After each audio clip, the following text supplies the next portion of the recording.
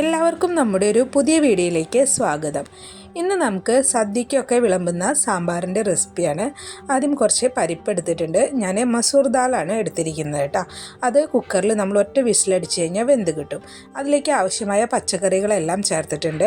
കുറച്ച് മഞ്ഞൾപ്പൊടിയും വെള്ളവും ചേർത്തിട്ട് ഒറ്റ വിസിലാണ് നമ്മൾ ഇതിൽ വരുത്തിയിരിക്കുന്നത് കേട്ടോ. ഈ സാമ്പാറിന് നമ്മൾ സാമ്പാർ പൊടിയൊന്നും വാങ്ങിക്കുന്നതല്ല ഉപയോഗിക്കുന്നത്, വീട്ടിൽ തന്നെ നമുക്ക് ഉണ്ടാക്കിയെടുക്കാം കേട്ടോ.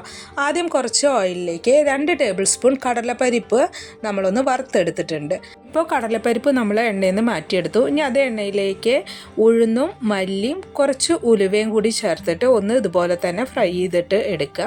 എന്നിട്ട് അതേ എണ്ണയിലേക്ക് നമുക്ക് കുറച്ച് ഉണക്കമുളക് ഒന്ന് വറുത്തെടുക്കുക കേട്ടോ. ഇത് എരിവിന് വേണ്ടിയിട്ടാണ് നമ്മൾ ഉണക്കമുളക് എടുത്തേക്കുന്നത്. ഇനി കുറച്ച് കളറിന് വേണ്ടിയിട്ട് കാശ്മീരി മുളക് ഉണ്ടെങ്കിൽ അത് നമുക്ക് എടുക്കാം കേട്ടോ. ഇല്ലെങ്കിൽ നമുക്ക് ലാസ്റ്റ് കാശ്മീരി പൊടി ചേർത്താലും മതി.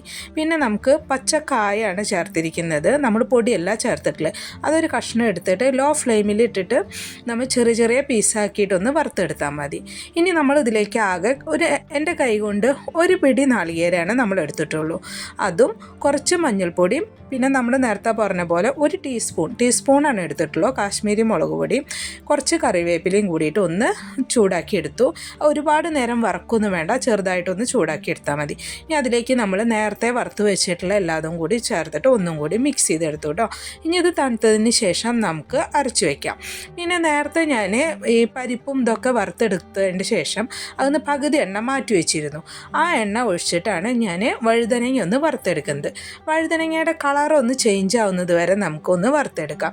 അതുപോലെ കുറച്ച് വെണ്ടയ്ക്കയും കൂടി നമ്മൾ വറുത്തെടുത്ത് വെച്ചിട്ടുണ്ട് കേട്ടോ. ഇപ്പോൾ കുക്കറിൻ്റെ ഒരു വിസിൽ വന്നു കഴിഞ്ഞിട്ടുണ്ട്. ഇനി ആ കുക്കറിലേക്ക് തന്നെ നമ്മൾ വഴറ്റി വെച്ചിട്ടുള്ള ഈ വഴുതനങ്ങയും വെണ്ടയ്ക്കൊക്കെ ചേർത്തിട്ടുണ്ട്. എന്നിട്ട് ഒരു ചെറുനാരങ്ങ വലിപ്പമുള്ള പുളി എടുത്തിട്ട് അതൊന്ന് നന്നായി പിഴിഞ്ഞെടുത്തിട്ടുണ്ട് കേട്ടോ. അതും കൂടി നമ്മൾ ഇതിലേക്ക് ചേർത്തിട്ടുണ്ട്. ഇനി കറിയിലേക്ക് ആവശ്യമായിട്ടുള്ള ഉപ്പും കൂടിയും ചേർത്തിട്ട് നമുക്ക് നന്നായിട്ട് ഇളക്കിയിട്ട് ഒന്ന് തിളപ്പിച്ചെടുക്കാം. അത് തിളച്ച് വരുന്ന സമയത്ത് നമ്മൾ നേരത്തെ ചൂടാക്കി വെച്ചിട്ടുള്ള മസാല ഉണ്ടല്ലോ, അതൊക്കെ ഒന്ന് അരച്ചിട്ട് ചേർക്കുക. അത് ചേർത്തിട്ട് ഒന്ന് കറി തിളച്ച് വരുമ്പോൾ ഒരു ചെറിയ കഷ്ണം പച്ചക്കായ നമുക്ക് ഈ കറിയിലേക്ക് ഇടണം. അത് കറി തിളച്ച് വരുമ്പോൾ അതിൽ അലിഞ്ഞു പോയിക്കോളൂ കേട്ടോ. അത് വറക്കേണ്ട ആവശ്യമൊന്നുമില്ല, പച്ചക്കായാണ് നമ്മൾ ഇതിലേക്ക് ചേർക്കുന്നത്. ഇപ്പോൾ അതാ കറി തിളച്ച് വന്നിട്ടുണ്ട്. ഇനി അതിലേക്ക് കുറച്ച് മല്ലിയില ചേർക്കണം. മല്ലിയില കുറച്ച് കൂടുതൽ ചേർക്കണം, അപ്പോഴാണ് നമ്മളെ കറിക്ക് മണവും ഒക്കെ കിട്ടുള്ളൂ, ടേസ്റ്റും കിട്ടുള്ളൂ. ഇപ്പോൾ അതാ മല്ലിയില ഇട്ടിട്ടുണ്ട്. കറിയൊക്കെ നന്നായി തിളച്ച് വന്നു. ഇനി സാമ്പാർ നമുക്ക് ഓഫ് ചെയ്ത് വയ്ക്കാം. ഇപ്പോൾ അത് കുക്കറിലാണ് നമ്മൾ ഈ സാമ്പാർ ഉണ്ടാക്കിയെടുത്തിരിക്കുന്നത്. എന്ന് വിചാരിച്ചിട്ട് കഷ്ണങ്ങൾ ഉടഞ്ഞു പോകുക ഒന്നും ഉണ്ടായിട്ടില്ല കേട്ടോ. കണ്ടോ, കറക്റ്റായിട്ട് നമുക്ക് സാമ്പാർ കിട്ടിയിട്ടുണ്ട്. ഇനി നമുക്കിതൊന്ന് വറുത്തിടണം. ഓയിൽ ചൂടായിട്ട് വരുന്ന സമയത്ത് കടുക്, ഉണക്കമുളക്, കറിവേപ്പില ഇത്രയാണ് ഞാൻ ചേർത്തിരിക്കുന്നത്. അതൊന്ന് വറുത്തിട്ടിട്ട് നമുക്ക് ഈ സാമ്പാറിലേക്ക് ഒഴിച്ചിട്ട് നമുക്ക് ഉപയോഗിക്കാം കേട്ടോ.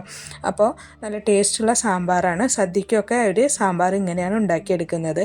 പിന്നെ ഞാനിതിൽ ക്യാരറ്റ്, ഉരുളൻകിഴങ്ങ് ഒക്കെ ഇട്ടിട്ടുണ്ട്. അതിൻ്റെ ഒന്നും ആവശ്യമില്ല. നമ്മൾ മത്തങ്ങ, കുമ്പളങ്ങ, അതുപോലെ വെണ്ടയ്ക്ക, മുരിങ്ങക്കായ, വഴുതനങ്ങ ഇത്ര ഉണ്ടായാൽ മതി. സദ്യയുടെ സാമ്പാർ ശരിക്കും നമുക്ക് ഉണ്ടാക്കിയെടുക്കാം. അപ്പോൾ നിങ്ങൾ ഇതുപോലെ സാമ്പാർ ഉണ്ടാക്കി നോക്കൂ, എന്നിട്ട് അഭിപ്രായം പറയണേ. നിങ്ങൾക്ക് വീഡിയോ ഇഷ്ടപ്പെട്ടെങ്കിൽ ഒന്ന് സപ്പോർട്ട് ചെയ്യാൻ മറക്കരുത് കേട്ടോ. നല്ലൊരു റെസിപ്പിയുമായി അടുത്ത വീഡിയോയിൽ നമുക്ക് വീണ്ടും കാണാം.